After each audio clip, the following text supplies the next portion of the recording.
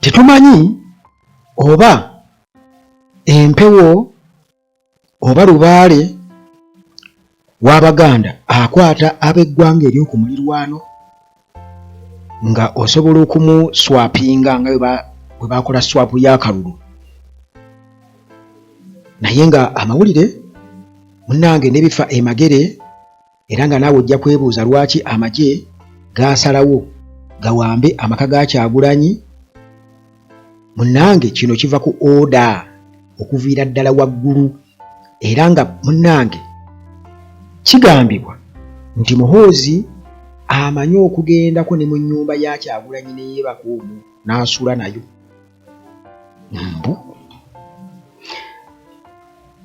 Mu katambi akaafuluma oluvannyuma oba obutambi bwafuluma ng'ennyonyi zeetoolo zirawuna ogenda okulumba Babi Kyagulanyi bamukube n'ebyamutuusibwako byonna, kigambibwa okuba nti Muhoozi yaliwo, era baali ne Balamu omusawo w'ekinnansi, bwe batyo nga bafeffetta amaanyi.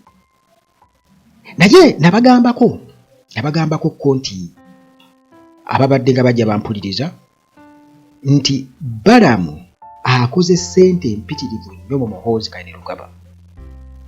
Balamu nga masita w'eddogo gwe tumanyi obulungi ennyo wano e Uganda,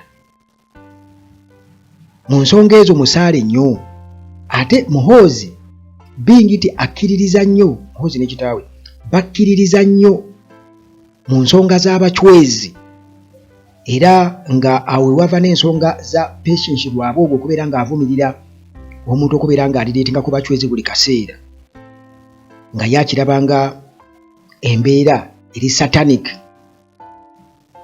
Bwe bukakafu obuliwo nti ekituufu kiri nti Muhoozi akkiririza nnyo mu bachwezi, era yensonga lwaki bo balowooza nti balina okubeera nga bakomyawo Chwezi dynasty.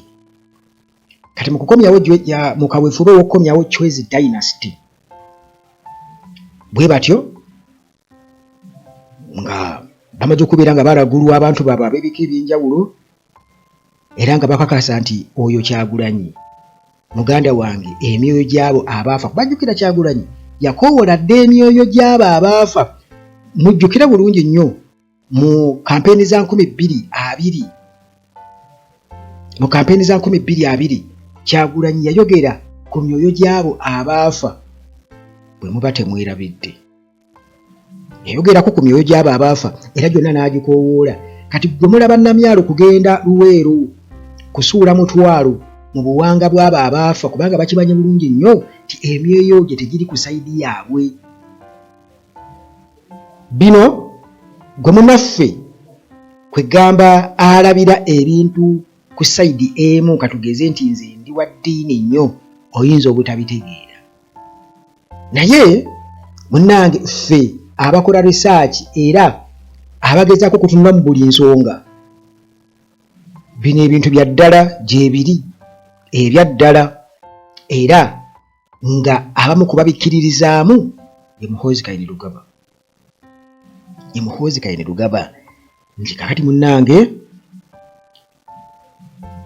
bw'atyo ng'asalawo amaka gawambe, nga bwe banoonya, bakeera kunoonya, basula banoonya wa we yagasimira, we yagakweka. Naye jjukira nti Mukama Katonda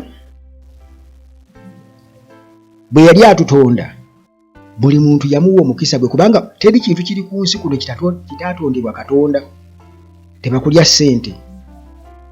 Kakati munnange tetumanyi ndagaano gye bagenda kubeera nga, oba enguzi gye bagenda okubeera nga bawa Katonda ajjule favor gye yateekako Robert Kyagulanyi Ssentamu agyambaze Muhoozi, naye nga kigambibwa okuba nti yakafiira obuwumbi bwa ssente buyitirivu.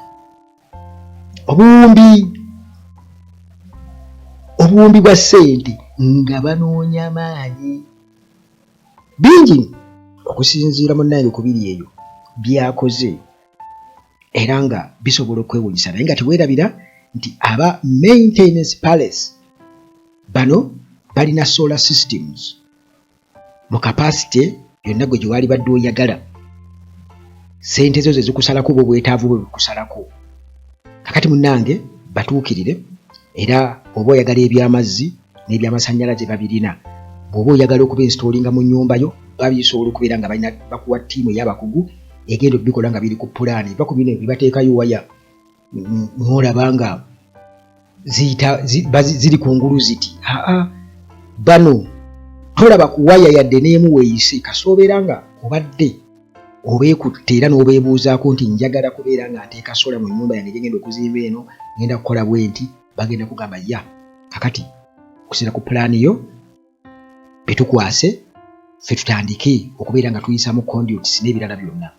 Kwegamba ng'olabula bisola n'amasannyalaze gano aga bulijjo bwe gaba nga weegali.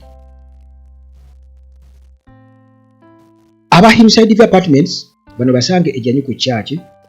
Bw'otuuka ejjanyu ku church awo munnange obeera obatuuseeko. Bano basangibwako Entebbe Road. Bw'otuuka e Namulanda kitendeka Jansi awo wali amakubo agakutuuza ku Hillside View Apartments. Ate nga ne Dokita waali wano. Temufa birwadde, yitira ku namba yange esembyayo 73 oba noonya Dokita Kigwagwa wano ku Uganda Atlagi. Ojja kuba ofuna ebimukwatako n'ennamba nyiweeri, ojja kwogera naye directly naddala ku WhatsApp. Kakati munnange tuddeyo. Bino munnange oyinza okulowooza nti bya bulimba firimu, naye ekigambibwa okuba nti bw'aba teyeebaka mu buliri bwakyagula atera ayinza okunoonya akatebe w'atera okutula mu compound, kuba compound ya Kyagulanyi nene nti atera otuula wano aba alaba ki, lwaki atera otuula wano. Banyina okuba nga asikaali baamubuuza dda, bameiri atera kutuula wano. Kati ebyo oba baatugamba nti ebyapa byonna baabitwala, ndowooza baagala claimingawo. Kati n'ekirala nti engatto eza Robert Kyagulanyi Ssentamu, engoye buli kamu musajja abwenaani kuyinza okulaba omusajja ng'ayambadde naiti, panti n'ebirala byonna anoonya maanyi. Amugamba ofuna bw'oyambala bw'oti tugenda kuba amaanyi tugasika tukole ki? Tugakwambaze. Naye munnange alinga asirwa ensaano ku mazzi. Kubanga omukwano abantu gwe balina eri Robert Kyagulanyi Ssentamu n'enzira gye baaziramu muhoozi tekimulemesa kulowooza nti nno ye yavaako ebyo byonna nti ye yaliwo nga first son. Kyakati ate ono n'agenda ayingira mu kibalo n'asika omutima gw'abantu. Kakati olina kgenda ku soosi y'abaani yaloga. Kati balina okuganonayo.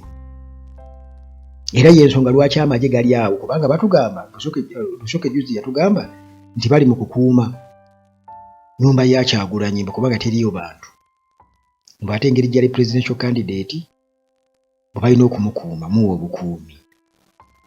Ne bakwata embazi ne batema enzigi ne bakola buli kimu. Kagamba okwagala okubalaga nti muvu wano mugende, eno ennyumba omukulu ayagala kugiyingira, ayagala kubeera ng'asinziira wano abantu bamwagale naye afune obuganzi. Bino byankubuulira muganda wange tubifuna okuva mu nsonda ez'enjawulo nga batugamba biyinza okufaanaganako ng'ebyokuwakanya, naye kati naawe weebuuze nti lwaki bandiyeeyo bataliyoni ennamba? Togamba abaserikale ababiri abasatu tebamala baabana. Lwaki omuntu yaligenze omuntu ng'alina kyabuuza n'akwata embazi n'emisumeeni n'asala buli kimu, naye aseerabirwamu n'atema enzigi n'azigyamu n'atinkuula entebe n'aziteeka upside down, eddiro lyonna n'aliwonzika. Jjukira nakutegeeza juuzi ne nkugamba nti nga bwe baakola amaka ga Kyagulanyi bw'aba akomawo naye bw'atyo bw'agenda okukola Uganda. Nakibagamba waliwo abaŋŋamba wali otegeeza ki, naye emboozi kweri ku Uganda Atlagi already. Ate era ngenda kukolayo ne paati yali badde nga theory kuba nakyogerako emabega. Ngenda kujja ate era nyongera okubeera nga nkittaanya kubanga kiyinza okuba nga temwakitegeera bulungi. Ngenda kujja nkittaanya. Kakati muganda wange ebintu nga bw'obiwulira awo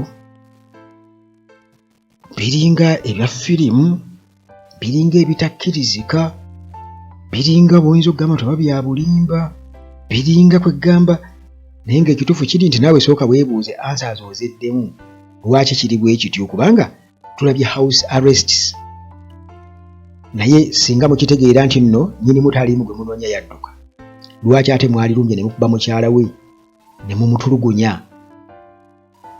kiba kitegeeza nti muba mumugobamu bwevaamu omukulu ayagala kubaako byakolera muno naye ate tasobola kubikola nga obuli tasobola atambula bukunyanga naye amulabise Mukama Katonda. Kale munnange sijja kwogera bingi naye gwe ky'obumanya ebiyita ekiro ne kabaka akola ki ne kabaka yeetikka katubasabire amaanyi bagazuule baganoonya buli wamu banoonya buli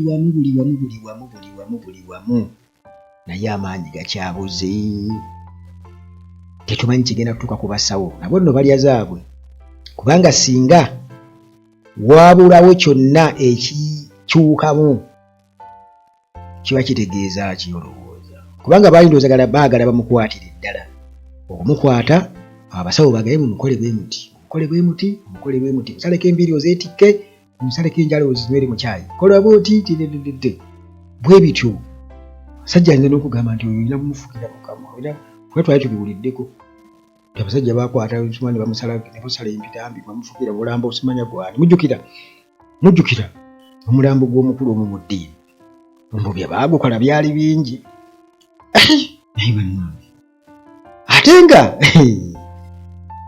ebiri sayidi zeeyo bwe tugenda mu sayidi z'eddogo bingi nnyo ebigenda mu maaso ebiyinza okwetera abantu okuwakana naye oluyinza omugamba nti mumukwata alina omumukola kino bw'amala okimukola bw'ati namugaaya gaayuumire